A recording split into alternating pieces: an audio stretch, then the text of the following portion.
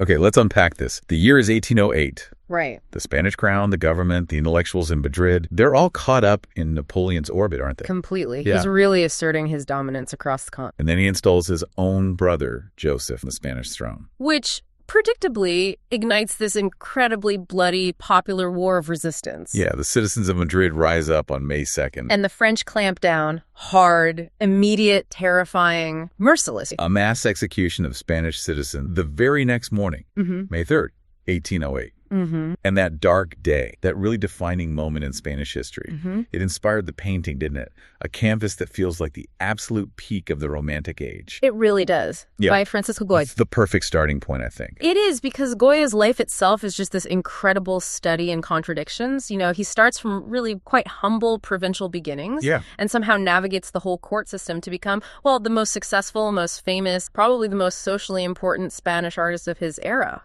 But the art itself, especially the stuff he made for himself, it's something else entirely. Oh, absolutely. It's got this profound, unflinching honesty about human nature, captures it all, you know, with all its appetites and imperfections. It still feels shocking today, that directness. Exactly. That spontaneity, that honesty. It's why his work still grabs. And he was sort of an insider who painted like an outsider. I mean, he was this successful court painter, first painter to the king even. Pop at the tree.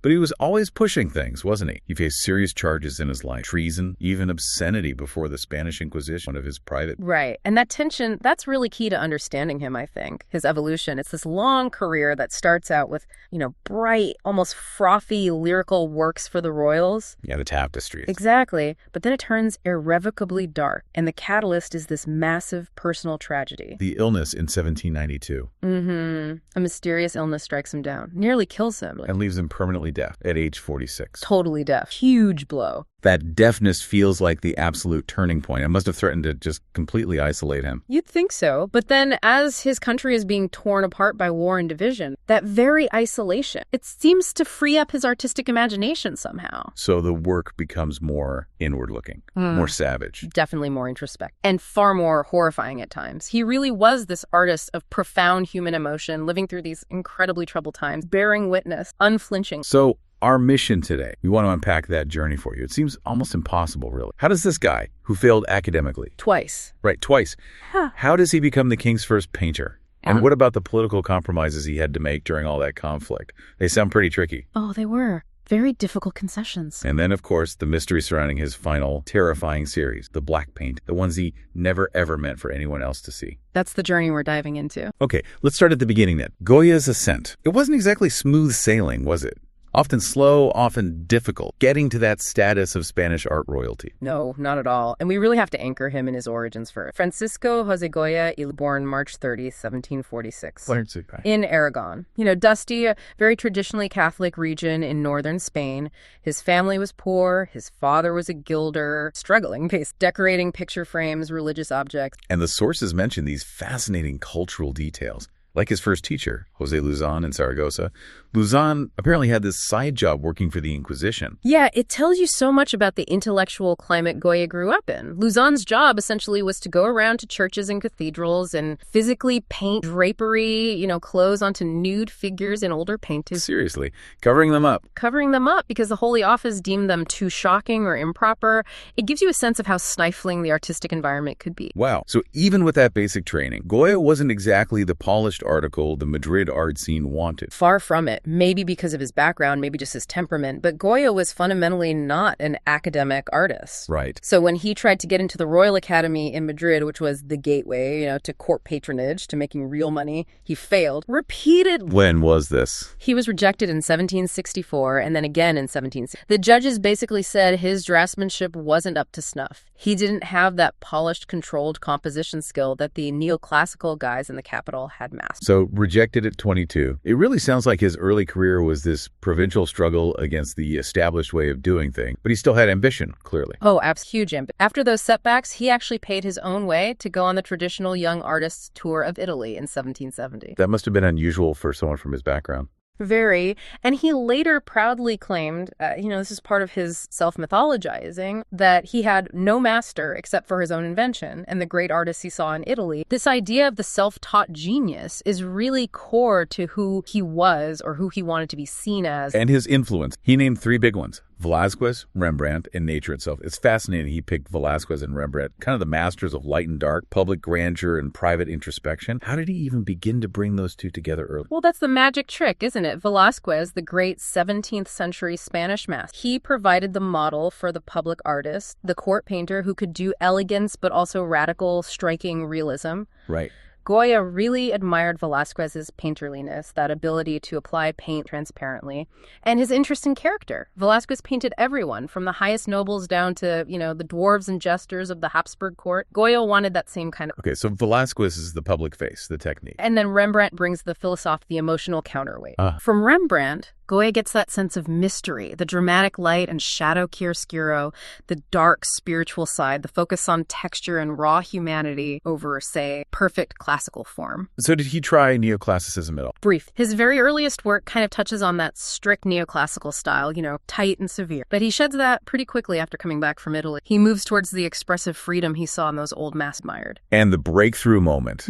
That seems to be 1774. He had some success with church commissions back home in Saragossa. Yay. And then he gets invited to Madrid to work under his brother-in-law, Francisco Goya. But it wasn't straight into painting portraits for the king, was it? No. His job was to design these large cartoon designs, preparatory paintings for the famous royal tapestry factory. Tapestry design. That sounds a bit, lower status. It was considered relatively low artistic status, yeah. But it was huge for Goya. It put him at 28, right on the fringes of high society. It gave him visibility. It was the way in, potentially, to get those lucrative portrait commissions later. And the work from this period, like from 1775 up to the early 1790s, it's really different from what we often think of as Goya. Very bright, playful. Very Rococo in style, exactly. Perfectly designed to appeal to the aristocracy. They wanted these carefree scenes of leisure, picnics, games. Like the Parasol from 1777. I was struck by the technique there. It feels so light, so bright. The figures almost seem lit from underneath somehow. It's the total opposite of that dark Spanish master stereotype. It is, and technically innovative for its time. But beyond the technique, the subjects are really important. The Parasol features a majo and a maja. Right. Explain those figures. They weren't just random fashionable people. No, they were specifically working-class Gandhi, very flashy, dressed in traditional Spanish costumes. And they wore it proudly, presenting themselves as symbols of the pure Castilian spirit. So like a faction statement, but political. Absolutely political. It was a direct defiance of the French tastes and fashions that were really popular in the Spanish court at that time. So by featuring the majo and maja, Goya was showing he could record and even celebrate purely Spanish pastimes and type. He was positioning himself as authentic. Which makes his later use of the maja figure, especially this scandalous nude one, even more loaded. It connects national identity with sexuality. Exactly. It adds another layer of provocation later on. But even with the success of the tapestry designs, Goya knew they were just a stepping stone, right? He wanted that official stamp of approval from the Royal Academy. That was the real goal, official recognition. So in 1780, he makes this very calculated move to finally get in. He does. He paints a religious picture of Christ on the cross. And this was just a masterstroke in artistic and, frankly, political positioning. How so? Well, first, the style deliberately nodded to the neoclassical tradition of Anton Raphael, been the head of the Academy, died. So respect to the establishment. Okay. But second, and this was crucial, he deliberately invoked the press great Spanish hero Diego Velázquez. Velázquez had also painted. So Goya is saying, I'm the heir to Velázquez. That's exactly it. See, the big problem in Spanish art at the time was that there hadn't really been any truly great painters since Velázquez and Zurbarán back in the 17th century. It was a bit of a sore point. Right. So by presenting this Christ on the cross, referencing both Mengs and Velázquez, Goya was effectively announcing, I'm the guy. I can pick up the gauntlet. I can revive the great Spanish tradition. But, update it, inject new life into it without totally abandoning classic themes. It positioned him perfectly. And that strategic move, getting into the Academy, it paid off pretty quickly. By the 1780s, he pivots, right, into portraiture. Big time. He capitalizes on his new status and becomes the most fashionable portraitist in Madrid. He specialized in those full-length canvases the aristocracy just loved. And his mastery here, it's not just technical skill, is it? There's a psychological edge. Completely. Take the portrait of Don Manuel Osorio Manrique de Zúñiga. He's the 4-year-old son of a count. The one in the bright red suit. That's the one. Technically, it's dazzling. Look at the contrast in fabrics. The rough canvas background versus that rich, sumptuous silk sash. The bold scarlet suit against the boy's pale, almost porcelain. But it's unsettling, too. It's not just a cute kid picture. Goya seems to be layering in this darker commentary, even on a commission for a child. How did he get away with that? How did the patron accept it? That's the tightrope Goya walked so brilliantly. He delivers this exquisite portrait that absolutely satisfies the patron's desire for status, but at the same time, he slips in this subtle, unsettling truth. What's the interpretation? Well, it's widely seen as being about the inevitable loss of childhood. Look around the boy, you've got these three sinister-looking cats. Yeah, they're really staring. Staring intently at the magpie. And the magpie holds Goya's calling card in its beak, a little signature moment. Then on the other side, you have birds safely in a cage. So, innocence is cage, protect, but the cats, predators are out there. The implication is the child, as he grows up and enters the world, the aristocratic world of ambition and politics. Right. He's going to be preyed upon by these cat figures in society. Precisely. It hints at the darkness lurking just beneath the elegant surface of court life. He really threaded the needle there. He did. And by the early 1790s, Goya had it all. Immensely wealthy, king's official court painter, deputy director of the Royal Academy, the Summit. And then fate throws this cruel twist. The cruelest.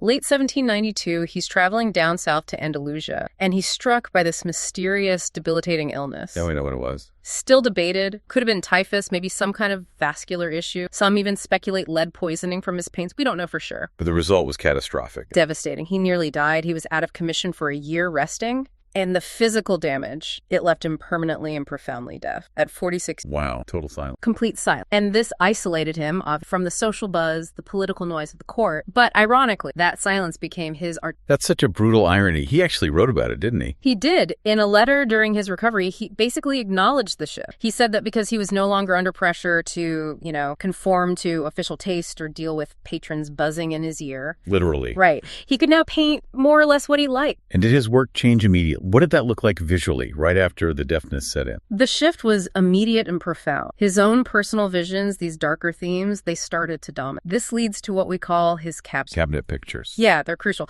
A cabinet picture is typically a small, intimate, easily movable, meant for private viewing, maybe by connoisseurs or intellectuals. A real contrast to the huge public commission. Small scale, but big emotional impact. Exactly. Works like the horrifying madhouse at Saragossa, or his painting of a shipwreck. These scenes of intense suffering, isolation, you feel they're fueled by the silence and the introspective new depth. Were scenes like the madhouse comp? Well, scenes of madness were certainly depicted elsewhere in Europe, but Goya's versions are often far more. His figures seem truly lost, desperate, not just observed curiosity. And he was still practical, wasn't he? The source says he was very keen on money. He needed to make up for lost income from the big commissions his illness stopped him from doing. That's the pragmatist Goya. He realized that these subjects exploring fantasy, the imagination, the darker side, they were much more easily saleable as these smaller private works for a different kind. So the deafness plunges him into despair, but it also opens up this new creative path and a new commercial avenue. Pretty much. Selling art to the intellectual elite who wanted stuff that explored the mind, the irrational. This really cemented his status, true artist, digging into those. But even as he's exploring these darker private themes, he doesn't disappear from public. Still a huge figure. Mm-hmm. In 1798, he paints that amazing miracle of St. Anthony fresco. That's the absolute peak of his public career, right? Absolutely, a technical marvel. And yeah, his life still had this very public, almost masculine dimension, as the source puts it. He enjoyed shooting, he had fine carriages. And there were rumors about him being a passionate lady. Persistent rumor. And that brings us, inevitably, to the Duchess of Alba. She was the ultimate society. Right. How did they connect? He met her through her husband, the Duke. After the Duke died in 1796, Goya actually spent time staying at her country. And that's where the speculation comes from. Yeah. Especially that detail in his portrait of her. The inscription, yeah. Written on the ground right beneath her feet in the portrait are the words, Solo Goya, only. Which definitely invites interpretation. But the sources say there's no hard evidence of an actual affair. No concrete proof. It's possible he was more like an invited guest, maybe even acting as a sort of librarian for her collection. And some suggest the Duchess might just have been famously kind to all her servants and guests, and maybe Goya misinterpreted things. But even the rumors must have changed how people saw him in Madrid. Mm-hmm. He wasn't just the court painter anymore. He was this figure of slightly scandalous interest. Did that feed into his art? Oh, it definitely seems to have fed his confidence, his willingness to push boundaries. Even if the affair wasn't real, the perception was of a man operating outside normal social constraints. And you see that confidence translating into technical liberation in his painting around this time. How so? The brushwork. Yeah. Remember, he started out painting in a fairly thin, controlled, neoclassical way, but his brushwork just gets bolder and bolder, more expressive. You mean like using thicker paint, impasto? Exactly. Yeah. He moves beyond just using the brush to apply color smoothly. He starts using it to draw with paint, to shape the forms in a really immediate, sometimes almost furious way. So not just showing fabric, but showing the feel of it. Precise. When he paints clothes now, you don't just see elegant silk. You feel the texture, the weight, the depth. He's conveying personality through the very application of paint. It was pretty radical for the time. And that innovation wasn't just in painting. No, it spread across everything he did. Dry point etching, his pioneering use of aquatinta, even lithography, which he picked up incredibly late in life. And his fresco technique became extraordinary too, breaking all the conventional rules. This growing boldness. Yeah. It eventually brings him into direct conflict with the establishment, right? Around the turn of the century, he gets commissions to paint women dressed as moths. Yes, the seductive female counterpart to those male Mako dandies here. The symbol of Spanishness. Right. And this leads to probably his most famous or infamous pair of paintings, the Masha naked and the Maja clothed. Painting the symbol of Spanish identity nude. That must have been explosive. Incredibly provocative, especially her gaze so direct, so unabashed. Who were they painted and who was the model? Was it the Duchess of Alba? They were likely originally in the collection of Manuel Godoy, who was the prime minister, a very powerful figure. The speculation that the Duchess of Alba modeled is pretty much unfounded, but those rumors certainly added fuel to fire. And the paintings themselves, their sheer sexuality, eventually got him into... They did. Much later, in 1815, after the conservative restored, the Spanish Inquisition actually hauled Goya in on a charge of obscenity because of these works. Wow. Did anything. He wasn't ultimately convicted, probably speaks to his high status by then, but it shows you the very real censorship and danger. Now, contrast those controversial Mayas with a more accepted portrait from around the same time, 1805, Donna Isabel de Porcel. She's also depicted. Yes, a vibrant society woman shown as this spirited Maja. Stunning portrait, that strong profile, the elegance mixed with a certain... But even this one has its own question about authenticity. It does, yeah. It's a bit of a technical puzzle. We know Donna Isabel sat for Goya, but modern analysis, x-rays and things, suggest he might have painted her portrait directly over a previous painting, possibly of a man in a dark blue outfit. Seriously? Yeah. And over the last 2 centuries, some of that underlying blue pigment has apparently started to seep through, chemically interacting with the flesh tone. That's why her skin has that slightly strange, pale, almost porcelain today. So some experts doubt it's really him because of how it looks now. Exact. Some debate its authenticity because of this unexpected change in appearance over time, while others defend it, saying it's absolutely Goya, just showing a technical issue or a change he couldn't have predicted. It just adds another layer of complexity. Okay, let's go back slightly to 1800. Goya hits the absolute professional peak, first painter to the king. The highest status possible for an artist in Spain. And he gets the commission to end all. The big group portrait, the family of Charles IV. Usually these things are all about majesty, power, idealized perfection. But Goya delivers something. He delivers this unusually honest portrait. Brutally honest, some might say. How so? He paints them as distinct individuals. You see their personalities, sometimes quite unflattering. They lack that sort of ethereal grace or unified symbolic power you usually expect in a royal portrait. They look like real, maybe slightly awkward. And if you read the painting politically, who comes out on top? It's clear Goya was making a subtle nod to the realities of power at court. It's the Queen, Maria Louisa, not King Charles, who is the visually dominant. She's positioned more centrally, highlighted more strongly. It reflects her actual influence. Goya was painting the political situation as much as the family life. And the final touch, the ultimate homage, or maybe the ultimate piece of nerve, is Goya putting himself in the painting. Yes, in the background, standing at his easel, painting the group. Just like Velázquez did in his Masked Lesbian. But in Goya's painting, the family isn't looking at him. He's behind them, in the shadows. They can't see him painting them. So why include himself if he's visually obscured like that? This is one of the most brilliant interpretations in art. It's not just a signature, seen as a philosophical statement. The theory goes that Goya is visualizing a large mirror placed in front of the... Okay. So Goya, standing behind them, and the royal family, standing in front of the mirror, are both looking at the same... So the painting Goya is creating is the same image the royals are seeing of themselves in the mirror. Exactly. The proposed function is what Goya paints and what they see is the same thing. He's giving them this honest, unvarnished depiction. And by including himself witnessing this shared reflection, he's subtly implying they accepted that reality. It suggests his position was basically untouchable at that. He could show them the truth. Incredible. But almost immediately after reaching that peak of court success, Goya enters his most radical stage yet. The political situation in Spain is getting worse. Much worse. And in 1799, he releases his first great series of prints, Los Caprichos. Yes, a landmark. This series of 80 etching using the new acquaintantech tone is just a masterpiece of satire. Goya goes after the follies of humanity, hypocrisy and merit, the absurdity of superstition, clerical abuses, political corruption. They really mark his arrival as a true romantic visionary, don't they? Exploring the dark side. Absolutely. And the most famous image from the whole series, maybe the defining image of the entire Romantic age, is plate 43. The sleep of reason produces monsters. You see the artist figure slumped over his desk and all these owls and bats, creatures of the night, symbols of ignorance and folly swirling around. Goya himself, maybe. Yeah. The involuntary witness who has to show the darkness even if it overwhelms him. That's one reading. But what's really fascinating is the title itself. The original title Goya considered for the whole series was Sueños, Dream. So, the usual translation, the sleep of reason produces monsters, suggests that when your rational mind is inactive, asleep, then your imagination runs wild, uncontrolled, creating horrors. Right, makes sense. But you can also translate sueño as dream. The dream of reason produces monsters. Oh, that's different. Very different. That suggests something much darker. That reason itself, the Enlightenment project. Maybe it's flawed, disease, or maybe it's just totally irrelevant to the essential brutality and irrationality of how humans actually behave. Both interpretations are pretty terrifying. And that nuance feels crucial for understanding Spain at that time.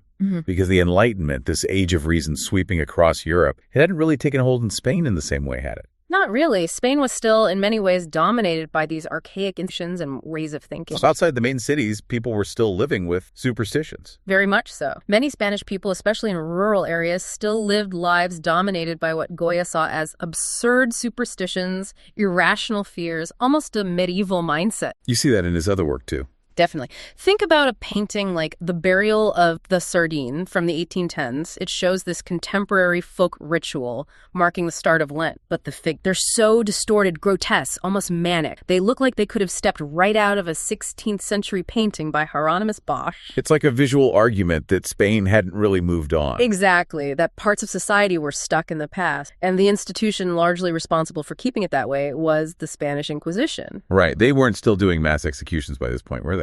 No, the worst excesses had died down by the late 18th century, but the Holy Office was still incredibly powerful. It acted as the main censor of art, literature, and thought. Their goal was just maintaining the status quo against these new ideas coming from Europe. Precisely. They wanted to squash anything that smacked of European democracy, Enlightenment liberalism, rationalism. So provocative, satirical art like Los Caprichos, it was severely condemned by the Inquisition. Which explains why Goya had to be so careful with them. Extremely careful. In the end, he actually gifted the original copper plates and all the remaining print sets to the king himself. Why would he do that? In exchange for a royal pension for his son, it was a clever move. By placing the series officially under royal ownership, he essentially protected it and himself from further Inquisition meddle. The political repression Goya was navigating. Yeah. It escalates dramatically in 1808. The French occupy Madrid. Which leads to the Peninsular War, this period of intense conflict marked by incredible bloodshed and cruelty on both sides. And Goya starts capturing this horror, but in private, in a new series of prints. Yes, the disasters of war. He worked on these between about 1810 and they are raw, absolutely unromanticized. It's almost like documentary records of brutality, executions, famine, rape, piles of corpses. Not heroic battle scenes at all. No heroism whatsoever, just victim. He often gave them these really enigmatic, devastating titles like There Is No Remedy or I Saw It. But the crucial thing is, again, these were private works. He made his most terrifying, most honest political commentary behind closed doors. They were never published in his lifetime. Never. That silence, the fact he didn't dare publish them, tells you everything about the real danger artists and intellectuals faced under shift. Meanwhile, Goya himself, his own political position during the French occupation was pretty awkward, wasn't it? Yeah, pretty indefensible is how one source puts it, because during the occupation, he had actually sworn allegiance to Joseph Bonaparte, Napoleon's brother, the imposed king. And he accepted an honor from him. He did. He received the Royal Order of Spain from Joseph Bonaparte, which the Spanish patriots rather mockingly nicknamed the eggplant because of its color. So why would a Spanish patriot, or at least someone who later painted patriotic pictures, align himself, even temporarily, with the French occupiers? It's complicated. Many Spanish liberals, like Goya, initially welcomed the French, or at least saw them as the lesser of, because they thought Joseph Bonaparte and the French administration might bring in reforms, a kind of sense of democracy, maybe, or at least modernity, that the old Spanish monarchy and the church, especially the Inquisition, And the French did get rid of it, didn't they? They did, yeah. abolished it straight away, which was something Goya and other liberals desperately wanted. So his commitment was genuinely conflicted. He wanted liberal reforms, but the only way to get them, it seemed at the time, was by aligning with a foreign occupier. Which explains why, as soon as the French were defeated and the old Spanish monarchy was restored, Goya was immediately in hot water, facing charges of treason. Exactly. He was accused of being an affrancesado, a collaborator. And his response was, well, it was artistic genius, but also political genius. It really was. He needed to prove his patriotism fast. So, the 3rd of May, 1808. It was painted in 1840, several years after the event. Specifically to get himself off. Essentially, yeah, to ingratiate himself with the Spaniards and the newly restored, very conservative King Ferdinand VII. Goya actually petitioned the king for permission and funding to paint 2 large canvases commemorating the uprising. The 2nd of May, fighting, and the 3rd of May, the execution. He was using these masterpieces as political to demonstrate his loyal Spanish cause. Okay, politics aside, what makes the 3rd of May such a revolutionary painting,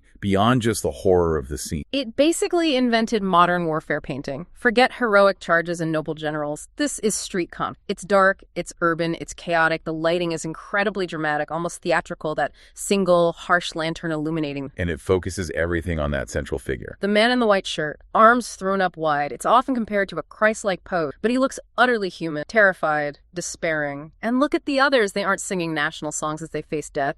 They're covering their faces, throwing their hands up in pure, hopeless agony. There's no glory here, just butchery. And its influence was huge, right? You can see echoes of it later. Absolutely profound. You see its DNA in Delacroix's Liberty leading the people, for sure, but maybe even more directly in Manet's Execution of Maximilian.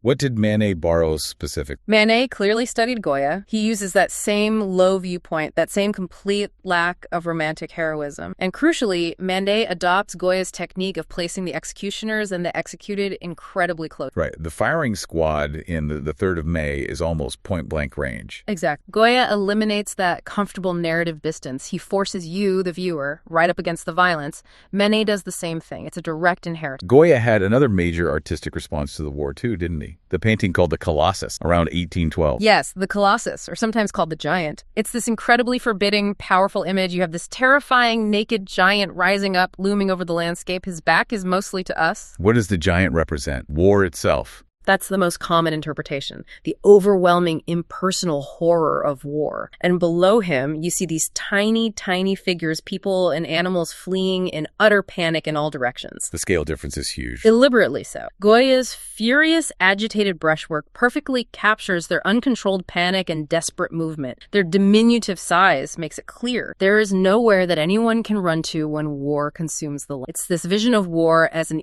irresistible, almost primal force of nature. Okay, so the war ends, the French are gone, King Ferdinand VII is back on the throne. A deeply conservative regime. What happens to Goya after 1815? Well, he's getting older, approaching 70. His wife had died a few years earlier. He seems to retreat more from public life, from court circles. But his health problems weren't over, were they? He had another serious illness. He did. In 1819, he was struck down again by a severe illness, nearly died for a second time. But he pulled through. Thanks to his doctor, a man named Eugenio Arrieta. And Goya, always turning his life into art, created this incredibly intense portrait in 1820, self-portrait with Dr. Arrieta. It's one of the very few examples in art history, really, of a major artist depicting themselves life-size, sick, and vulnerable. The visual tension in that painting is amazing. Yeah. You've got the doctor looking solid, concerned, holding a cup to Goya's lips. Right, tending to him. And Goya himself looks like he's just slipping away. His head's tilted back, eyes half closed, complexion pales. It feels like the doctor's literally holding him on the threshold of life and death. Exactly. And look at the background. It's not just darkness. There are these other figures emerging, shadowy, mask-like faces, almost ghost. What are they, people? Hallucinations? We don't know for sure. They might be attendants, or maybe they're purely psychological projections, visions from his feverish state. Either way, they make the painting even more terrifying. They underscore this intense personal confrontation with mortality that Goya was experiencing. So, after surviving that near-death experience, Goya really retreats, doesn't he? He moves out of Madrid. Completely. He buys this country house on the outskirts of Madrid. It was called the Quinta del Sordo. Which means House of the Deaf Man. Yes, House of the Deaf Man. Although apparently the previous owner was deaf too, so it might not have been named for Goya, but the name certainly fits. And it's here, in this house, completely isolated, that he does something extraordinary. For about 3 years. from 1819 to 1823, he paints directly onto the interior plaster walls of the house, allows his imagination to just run completely wild. The result being the black paint. The legendary black, 14 works of just unprecedented psychological power and darkness. They're called black, partly because of the dark palette, lots of blacks, ochres, grays, but mostly because of the incredibly dark, often brutal nature of the subject matter. What kind of freedom do we see in these? How are they different? They show extraordinary freedom. The brushwork is furious, sometimes applied with knives or spatulas, thick impasto. The distortion of faces and bodies is completely expressionistic. They are these raw, brutal examinations of the absurdity and brutality of exploring themes he'd touched on before, but taking them much further. Much further. Witchcraft, religious fanaticism, scenes of cannibalism, bizarre processions, the sheer irrationality and horror lurking in the unconscious mind. The most famous one has to be Saturn eating. It's unbelievably powerful. The myth is that Saturn devoured his children to prevent them from overthrowing him. Goya paints the god as this crazed, wild-eyed figure, literally tearing into the bloody torso of his child. It's about tyranny, but also aging, fear of death. You feel all of that. Goya, now elderly himself, seems intensely focused on themes of death, insanity, the destructive passage of time, the sheer fury of the execution, the way the paint is slapped on, the distortion of Saturn's face into this mask of primal madness. It captures the mindless terror of the act in a way that's visceral, completely unforgettable. And these weren't meant to be framed paintings. They were just on the wall, for him alone. Exactly. Essentially, they were private frescoes painted directly onto the plaster. And we have to remember the titles we use now: Saturn, Witches' Sabbath, Two Old Men Eating Soup. They were all given much later by art historians and critics, after the paintings were painstakingly transferred from the walls to canvas in the late 90s. So Goya never titled them himself. No, which only adds to their disturbing ambiguity and mystery. They are pure, raw, psychological expression. The ultimate work of an insider artist who had finally completely shed any need for public approval or courtly polish. They feel decades ahead of their time, like expressionism before expressionism existed. Complete. The distortion, the exploration of that hidden, dark, internal world. Few other artists, if any, were daring to go there. But the political climate in Spain catches up with him again. The repression that drove him inward eventually forces him out entirely. Yes. In 1823, the liberal reforms were rolled back again, and persecution of liberals resumed under Ferdinand VII. Goya, probably fearing for his safety or just wanting peace, applied for leave to go abroad for health reasons. And he goes into exile. He goes into exile in Bordeaux, France by 1824. He's 78 years old. And here's maybe the most astonishing part of his story. His endurance, his artistic vitality, it doesn't stop. It's incredible. At the age of 79, living in exile in Bordeaux, he learns and masters a completely new printing lithography. Wow. Still innovating at nearly 80. Still pushing himself, still exploring new ways to make images. It shows this capacity for learning and adaptation that is just almost unheard of in an artist of his age and stature. And his final major work. It's not another Dark Vision, is it? No, surprisingly. It's a painting from 1827 called The Milkmaid of Bordeaux. It's this incredibly fresh, vibrant portrait of a young... The tone is completely different from the black paint. Utterly different. It's almost optimistic. The technique is remarkable, too. This mastery of short, dabbed brush strokes, that impasto again, but used here to create light and life and vibrance. It's really difficult to reconcile this gentle, luminous painting with the artist who created the terrifying, distorted visions of the Quinta del Sordo a few years. A final flourish. A final flourish of enduring vitality. Goya died in Bordeaux not long after, on April 15th. He was 82 years old. He'd survived court intrigue, revolution, war, near-fatal illnesses, and had lived the last 35 years of his life. So let's try and pull this all together. What does Goya's journey mean for us today? He achieved the pinnacle of success as a court painter, lived that life. Tasted all the fruits of that success. Yet he used that position, that access, that technical genius to produce art that was also deeply troubling, incredibly imaginative, and often intensely critical. That ability to synthesize both sides, the light and the dark, is what makes him unique. Think about the lyrical brightness of those early Rococo tap designs and contrast that with the soul-crushing darkness of the black paintings. To have that range within one artistic career is just extraordinary. His legacy, then. Yeah. It's about that brilliance, that range. It's his brilliance, absolutely. His sheer versatility, moving between painting, drawing, etching, acquaintance, lithography with such mastery, and the immense scope of his imagination. He had a profound influence on basically the entire modern tradition of painting that came after him. You see it in Manet, Delacroix. Manet, Delacroix, later the Symbolists, the Expressionists, right through to Picasso, Francis Bacon. They all looked back at Goya. He was one of the very first artists to really recognize and portray portray the truth of what he saw as a very threatening world. He didn't prettify things. He showed life and humanity, not as society wished they were, but as he experienced them, often brutal, irrational, and terrifying. But that honesty, it came with a cost, or at least a calculation. We talked about the disasters of war. He made his most direct, most terrifying political commentary about the horrors he witnessed. In private. In prints, he never published because he feared the consequence. Persecution under a tyrannical regime. It was an act of self-censorship, wasn't it? Driven purely by the need to survive. Absolutely. It's a stark reminder of the pressures artists. And maybe that leaves us with a final thought. Goya kept his most dangerous truths private. Makes you wonder, doesn't it? In our world today, saturated with images, with instant information, what horrors, what societal follies, what uncomfortable truths are taking place right now, maybe in public, maybe hidden away. They're so difficult or so terrifying or so politically inconvenient to look at direct that perhaps no one is yet brave enough or maybe foolish enough to bear public witness in the way Goya avenged. What are the disasters of war of our own time that are still waiting to be published?